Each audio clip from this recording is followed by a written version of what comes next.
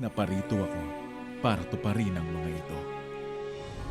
Noong panahon ni Moises, dugo ang kailangang ialay bilang kabayaran sa kasalanan. Diyos ang nagbigay ng alay para sa sapat na kabayaran ng mga kasalanan nating lahat.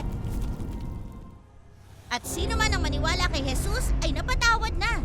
Noong panahon ni Moises, hindi nakakalapit ang mga tao sa Diyos. Pero dahil kay Jesus, magagawa na natin. Sa aklat ng Hebreo, ito ang sinabi.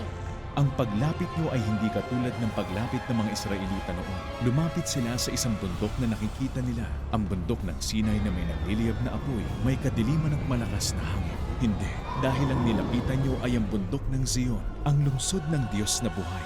Ang Jerusalem na nasa langit na may libu-libong anghel na nagtitipon ng may kagalakan. Lumapit kayo kay Jesus na siyang tagapamagitan natin sa Diyos sa bagong kasunduan ng Diyos at tao. Ang kasunduang ito'y pinagtibay ng kanyang dugo na nagbigay daan para sa kapatawaran ng mga kasalanan.